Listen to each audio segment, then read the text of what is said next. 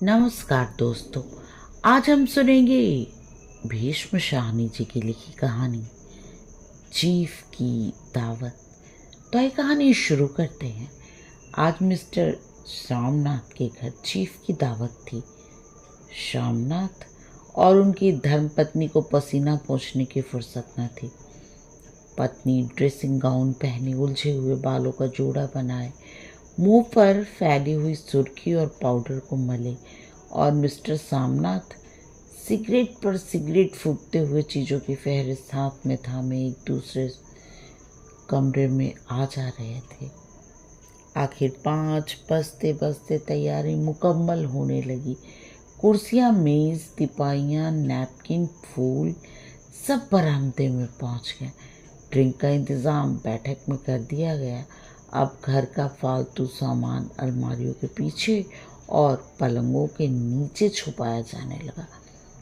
तभी सामनाथ के सामने सहसा एक अड़चन खड़ी हो गई। माँ का क्या होगा? इस बात की ओर न उनकी कुशल गृहिणी का ध्यान गया था। मिस्टर सामनाथ श्रीमती जी की ओर घूमकर अंग्रेजी में बोले, माँ का क्या होगा? श्रीमती जी काम करते करते ठहर गईं और थोड़ी देर तक सोचने के बाद बोली, इन्हें पिछवाड़े इनकी सहेली के घर भेज दो। रात भर बेशक वहीं रहें, कल आ जाए।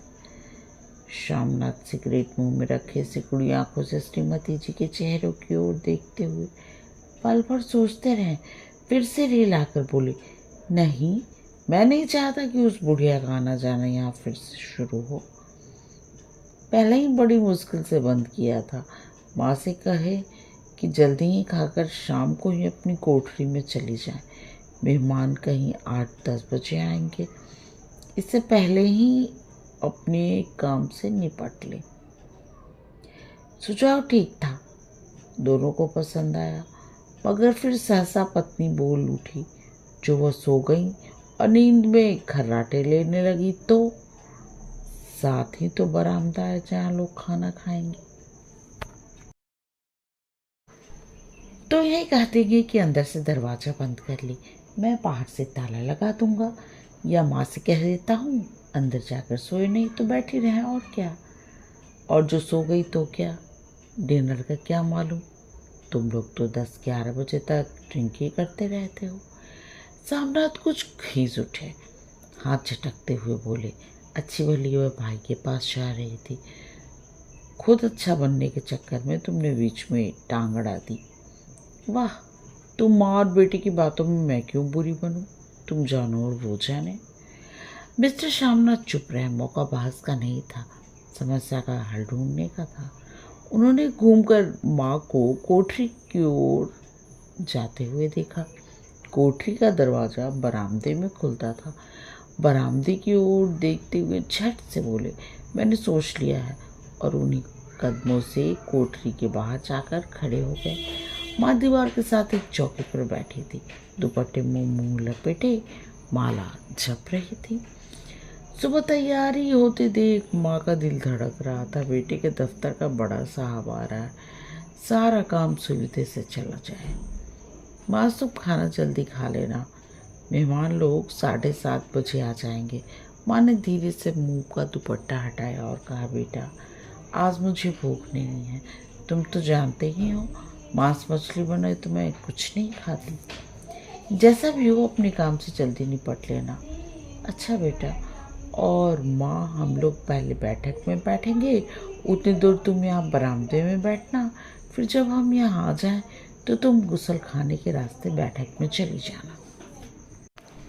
माँ अवाक बेटे का चेहरा देखने लगी, फिर धीरे से बोली, अच्छा बेटा। और माँ, जल्दी सो नहीं जाना, तुम्हारे खर्राटे की आवाज़ बहुत दूर तक जाती है। माँ लज्जित सी आवाज़ में बोली, क्या करूँ बेटा, मेरे बस की बात नहीं, जब से बीमारी से उठी हूँ नाक से सांस नहीं ले सकती। मिस्टर सामनाथ ने इंतज़ाम तो कर लिया, फिर भी उनकी उधेड़ बूंद खत्म नहीं हुई तो चीफ अचानक उधर आ निकले।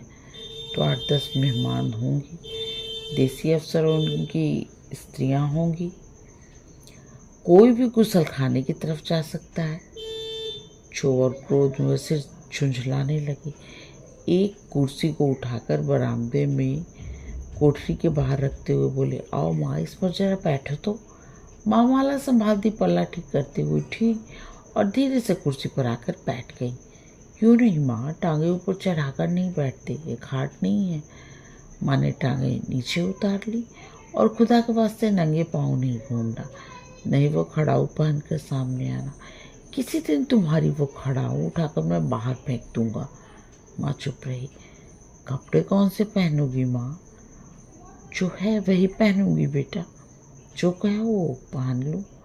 मिस्टर सामनाथ सिगरेट मुंह में रखे फिर अधखुली आंखों से माँ की ओर देखने लगे और माँ के कपड़ों के बारे में सोचने लगे।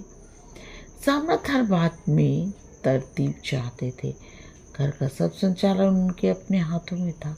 खूंटियाँ कमरे में कहाँ लगाई जाए, बिस्तर कहाँ बिछे, पर्दे किस रंग के लगाए जाए, श्रीमती जी कौन सी साड़ी पहने, मेज किस साइज की हो, श्यामनाथ को चिंता थी। अगर चीफ का साक्षात सामना माँ से हो गया तो कहीं वो लज्जित न हो जाए। माँ को सिर से पाँव तक देखते हुए बोले, तुम सफ़ेद कमीज और सफ़ेद सलवार पहन लो माँ। पहन के आओ तो जरा देखूं। माँ धीरे से उठी और कोठरी में कपड़े पहनने चली गई।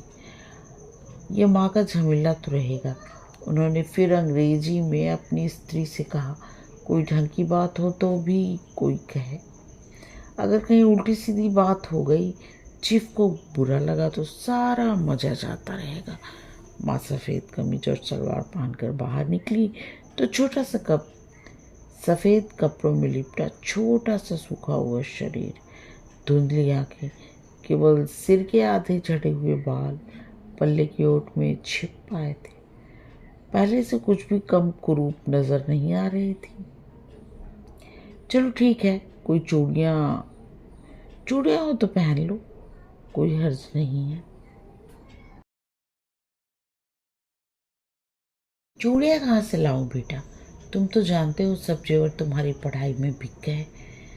ये वाक्य श्यामनाथ को तीर की तरह लगा। तिनक कर बोली, ये कौन सा राग छेड़ दिया माँ? सीधा कह दो नहीं है जेवर, बस। इससे पढ़ाई वढ़ाई का क्या ताल्लुक है? जो जेवर बिका तो कुछ बनकर ही आया हूँ, नीरा तो लौट कर नहीं आया। जितना दिया था तुमने उससे दुगना ले लेना। मेरी जीभ चल जाए बेटा, तुमसे जेवर लूँगी, मेरे मुंह से यूं ही निकल गया, जो होते तो लाख बार पहनती। 5:30 बज चुके थे। अभी मिस्टर श्यामनाथ को खुद भी नहा धोकर तैयार होना था। श्रीमती जी कब की अपने कमरे में जा चुकी थी। श्यामनाथ जाते हुए माँ को फिर एक बार हिदायत करते गए, माँ रोज की तरह गुमसुम बनकर नहीं बैठे रहना। अगर साहब इधर आ निकले और कोई बात पूछे तो ठीक तरह से बात का जवाब देना। मैं ना पढ़ी हूँ न लिखी हूँ बेटा, मैं क्या बात करूँगी? तुम कह देना माँ अनपढ़ है, कुछ जानती समझती नहीं, वो नहीं पूछेंगे। 7 बजते बजते माँ का दिल धक धक करने लगा। अगर चीफ सामने आ गया और उनसे कुछ पूछा तो क्या जवाब देगी? अंग्रेजी को तो दूर से ही देखकर वो घबरा उठती है। यह तो अमेरिकी है, न मालूम क्या पूछे, मैं क्या कहूँगी? माँ का जी चाहा कि चुपचाप पिछवाड़े विधवा सहेली घर चली जाए, मगर बेटे के हुक्म को कैसे टाल सकती थी। चुपचाप कुर्सी पर टांग लटकाए वहीं बैठी रही। एक कामयाब पार्टी वह है जिसमें ड्रिंक कामयाबी से चल जाए। सामनाथ की पार्टी सफलता के शिखर चूमने लगी। वार्तालाप उसी रो में बह रहा था जिस रो में गिलास भरे जा रहे थे। कहीं कोई रुकावट थी न अड़चन थी। साहब को विस्की पसंद आई थी, मेम साहब को पर्दे पसंद आए थे, सोफ़ा कवर का डिज़ाइन पसंद आया था, कमरे की सजावट भी पसंद आई थी। इससे बढ़कर क्या चाहिए?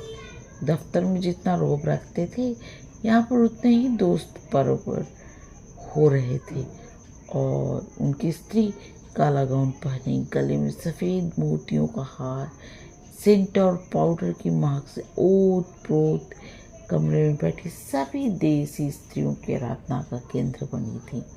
बात बात पर हंसती, बात बात पर सिर हिलाती और सामनाथ की स्त्री से तो ऐसी बात कर रही थी जैसे उनकी पुरानी सहेली हो। और इसी राह में पीते पिलाते 10:30 बज गए। वक्त गुजरते पता ही न चला। फिर सब लोग अपने अपने गिलासों में से आखिरी घूंट पीकर खाना खाने के लिए उठे और बैठक से बाहर निकले। धीरे धीरे शामनाथ रास्ता दिखाते हुए और पीछे चीफ और दूसरे मेहमान। बरामदे में पहुंचते ही शामनाथ सहसा ठिठक गए। जो दृश्य उन्होंने देखा उससे उनकी टांगें लड़खड़ा गईं और क्षण भर में सारा नशा हिरन होने लगा। बरामदे में इन कोठरी के बाहर कुर्सी पर बैठी माजियों की त्यों थी, मगर दोनों पांव कुर्सी की सीट पर रखे हुए और सिर दाएं से बाएं और बाएं से दाएं झूल रहा था। मुंह से लगातार खर्राटे की आवाज़ आ रही थी। जब सिर कुछ देर के लिए टेढ़ा होकर थम जाता तो खर्राटे और भी गहरे हो जाते और फिर जब झटके से नींद टूटती और फिर सिर दाएं से बाएं झूलने लगता। पल्ला सिर पर से खिसक आया था और माँ के झड़े हुए बाल आधे गंजे सिर पर अस्त व्यस्त बिखर रहे थे। देखते ही शामनाथ क्रुद्ध हो उठे। जी चाहा कि माँ को धक्का देकर उठा दे और उन्हें कोठरी में ढकेल दे, मगर ऐसा करना संभव नहीं था। चीफ और बाकी मेहमान पास खड़े थे। माँ को देखते ही देसी अफसरों की कुछ स्त्रियां हंसती। इतने में चीफ ने धीरे से कहा, पुअर डियर। माँ हड़बड़ा के उठ बैठी। सामने खड़े इतने लोगों को देखकर ऐसी घबराई कि कुछ कहते न बना। झट से पल्ला सिर पर रखते हुए खड़ी हो गई और जमीन को देखने लगी। उनके पांव लड़खड़ाने लगे और हाथों की उंगलियां थर थर कांपने लगी। माँ, तुम जाकर सो जाओ। तुम क्यों इतनी देर तक जाग रही थी? और खिसियाई हुई नजरों से सामना चीफ के मुंह की ओर देखने लगे। चीफ के चेहरे पर मुस्कुराहट थी। वो वहीं खड़े खड़े बोले, नमस्ते। माँ ने झिझकते हुए अपने में सिमटते हुए दोनों हाथ जोड़े, मगर एक हाथ दुपट्टे के अंदर माला के को पकड़े हुए था, दूसरा बाहर। ठीक तरह से नमस्ते भी नहीं कर सकी। शामनाथ इस पर भी खिन्न हो उठे। इतने में चीफ ने अपना दायां हाथ मिलाने के लिए आगे किया। माँ और भी घबरा उठी। माँ, हाथ मिलाओ। पर हाथ कैसे मिलाती? दाएं हाथ में तो माला थी। घबराहट में माँ ने बायां हाथ ही साहब के हाथ में रख दिया। सामनाथ दिल ही दिल में जल उठे। उन्होंने कहा, माँ, तुम तो जानती हो दायां हाथ मिलाया जाता है, दायां हाथ मिलाओ। मगर तब तक चीफ माँ का बायां हाथ ही बार बार हिलाकर कह रहे थे, हाउ डू यू डू। कहो माँ, मैं ठीक हूँ, खैरियत से हूँ। माँ कुछ बड़बड़ाई। माँ कहती है, मैं ठीक हूँ।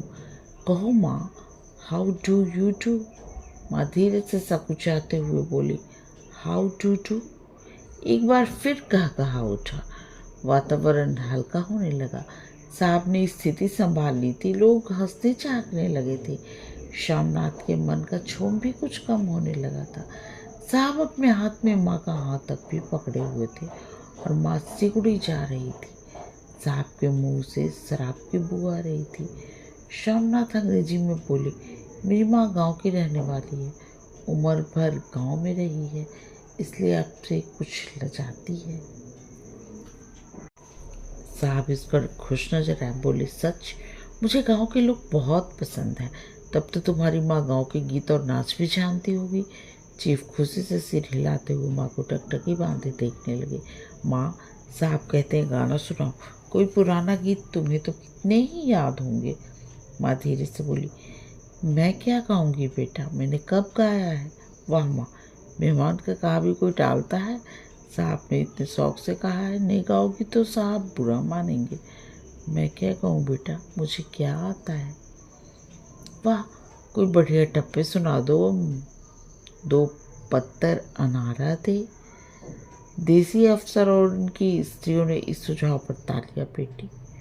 माँ कभी दीन दृष्टि से बेटे के चेहरे को देखती, कभी पास खड़ी बहू के चेहरे को। इतने में बेटे ने गंभीर आदेश भरे स्वर में कहा, माँ। इसके बाद हाँ या ना का सवाल ही न उठता था। माँ बैठ गई और छिन्न दुर्बल लरजती आवाज में एक पुराना विवाह गीत गाने लगी। हरियाणी माए हरियाणी बहने, हरियाते भागी भरिया है। देसी स्त्रियां खिलखिलाकर हंस उठी। 3 पंक्तियां गाकर माँ चुप हो गई। बरामदा तालियों से गूंज उठा। साहब तालियां पीटना बंद ही न करते थे।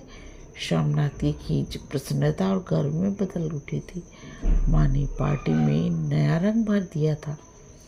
तालियां थमने पर साहब बोले, पंजाब के गांव में दस्तकारी क्या है? श्यामनाथ खुशी से झूम रहे थे। बोले, ओ कुछ साहब, मैं आपको एक सेट उन चीज़ों की भेंट करूंगा। आप उन्हें देखकर खुश होंगे। मगर साहब ने सिर हिलाकर अंग्रेजी में फिर पूछा, नहीं, मैं दुकानों की चीज़ नहीं चाहता। पंजाबियों के घर में क्या बनता है? औरतें खुद क्या बनाती हैं? श्यामनाथ कुछ सोचते हुए बोले, लड़कियां गुड़िया बनाती हैं, औरतें फुलकारियाँ बनाती हैं। फुलकारी क्या? श्यामनाथ फुलकारी का मतलब समझाने की असफल चेष्टा करने के बाद माँ को बोले, क्यों माँ, कोई पुरानी फुलकारी घर में है? माँ चुपचाप अंदर गई और अपनी फुलकारी उठा लाई। साहब बड़ी रुचि से फुलकारी देखने लगे। पुरानी फुलकारी थी, जगह जगह से उसके तागे टूट रहे थे और कपड़ा फटने लगा था। साहब की रुचि देखकर सामनाथ बोले, ये फटी हुई है साहब, मैं आपको नहीं बनवा दूंगा। माँ बना दोगी? क्यों माँ? साहब को फुलकारी बहुत पसंद आई है, इन्हें कैसे ही फुलकारी बना दोगी ना? माँ चुप रही, फिर डरते डरते धीरे से बोली, अब मेरी नज़र कहाँ है बेटा? बूढ़िया के का क्या देखेंगी? मगर माँ का वाक्य बीच में ही तोड़ते हुए सामनाथ साहब को बोले, वो जरूर बना देगी, आप उसे देखकर खुश होंगे।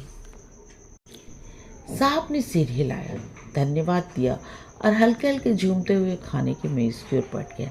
बाकी मेहमान भी उनके पीछे पीछे हो लिए। जब मेहमान बैठ गए और माँ पर से सबकी आंखें हट गई तो माँ धीरे से कुर्सी पर से उठी और सबकी नजरें बचाते हुए अपनी कोठरी में चली गई। मगर कोठरी में बैठने की देर थी कि माँ की आंखें छलछला उठी और आंसू बहने लगे। दुपट्टे से बार बार उन्हें पोंछती, पर वे बार बार उमड़ आते, जैसे बरसों के बांध को तोड़ दिया गया हो।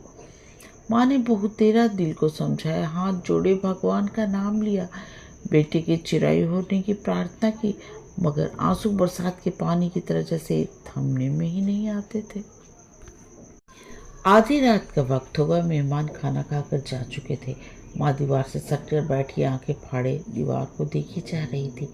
घर के वातावरण का तनाव ढीला पड़ चुका था। मोहल्ले की निस्तब्धता श्यामनाथ के घर पर भी छा चुकी थी। केवल रसोई में प्लेटों के खटकने की आवाज़ें आ रही थी। तभी सहसा माँ की कोठरी का दरवाज़ा जोर से खटकने लगा। माँ दरवाज़ा खोलो। माँ का दिल बैठ के हड़बड़ाकर उठ बैठी, क्या मुझसे फिर कोई भूल हो गई? माँ कितनी देर से अपने आप को कोस रही थी। क्या उन्हें नींद आ गई? क्यों वो ऊँघने लगी? क्या बेटे ने अभी तक क्षमा नहीं किया? माँ उठी और कांपते हाथों से दरवाज़ा खोल दिया। दरवाज़ा खुलते ही सामना झूमते हुए आगे बढ़ाए और माँ को आलिंगन में भर लिया। ओ अम्मी, तुमने तो आज रंग ला दिया। साहब तुमसे इतना खुश हुए कि क्या कहूँ। ओ अम्मी, ओ मेरी प्यारी अम्मी। माँ की छोटी सी काया सिमट कर बेटे के आलिंगन में छिप गई। माँ की आंखों में फिर आंसू आ गए। उन्हें पोंछते हुए धीरे से बोली, बेटा तुम मुझे हरिद्वार भेज दो, मैं कब से कह रही हूँ। सामनाथ का झुमझा सहसा बंद हो गया। उनकी पेशानी पर फिर तनाव के बल पड़ने लगे। उनकी बाहें माँ के शरीर पर से हटाई। क्या कहा माँ? ये कौन सा राग तुमने फिर छेड़ दिया? सामनाथ का क्रोध बढ़ने लगा था। बोलते गए, तुम मुझे बदनाम करना चाहती हो ताकि दुनिया कहे कि बेटा माँ को अपने पास नहीं रख सकता। नहीं बेटा, अब तुम अपने बहू के साथ जैसा मन चाहे रहो। मैंने अपना खा पहन लिया, अब यहाँ क्या करूँगी? जो थोड़े दिन जिंदगानी के बचे हैं, भगवान का नाम लूँगी। तुम मुझे हरिद्वार भेज दो। तुम चली जाओगी तो फुलकारी कौन बनाएगा? साहब से तुम्हारे सामने ही फुलकारी देने का इकरार किया है। मेरी आंखें अब नहीं है बेटा जो फुलकारी बना सकूं। तुम कहीं और से बनवा लो। बनी बनाई ले लो। माँ, तुम मुझे धोखा दो यूं चली जाओगी, मेरा बनता काम बिगाड़ोगी। जानती नहीं साहब खुश होगा तो मुझे तरक्की मिलेगी। माँ चुप हो गई, फिर बेटे के मुंह की ओर देखते हुए बोली, क्या तेरी तरक्की होगी? क्या साहब तेरी तरक्की कर देगा? क्या उनसे तरक्की की उम्मीद की जा सकती है? क्या उन्होंने ऐसा कुछ कहा है? कहा नहीं, मगर देखती नहीं कितना खुश गए हैं। कहता था जब तेरी माँ फुलकारी बनाना शुरू करेगी तो मैं देखने आऊँगा कि कैसे बनाती है। जो साहब खुश हो गया तो मुझे इससे बड़ी नौकरी भी मिल सकती है, मैं बड़ा अफसर बन सकता हूँ। माँ के चेहरे का रंग बदलने लगा। धीरे धीरे उनका झुर्रियों भरा चेहरा मुंह खिलने लगा, आंखों में हल्की हल्की चमक आने लगी। तो तेरी तरक्की होगी बेटा, तरक्की यूं ही हो जाएगी। साहब खुश रखूंगा तो कुछ करेगा, वरना उसकी खिदमत करने वाले क्या थोड़े हैं। तो मैं बना दूंगी बेटा, जैसा बन पड़ेगा बना दूंगी। और माँ दिल ही दिल में बेटे के उज्जवल भविष्य की कामनाएं करने लगी। और मिस्टर सामनाथ, अब सो जाओ माँ, कहते हुए तनिक लड़खड़ाते हुए अपने कमरे की ओर घूम गए। कहानी समाप्त। कहानी सुनने और अपना कीमती समय देने के लिए आप सबका बहुत बहुत धन्यवाद।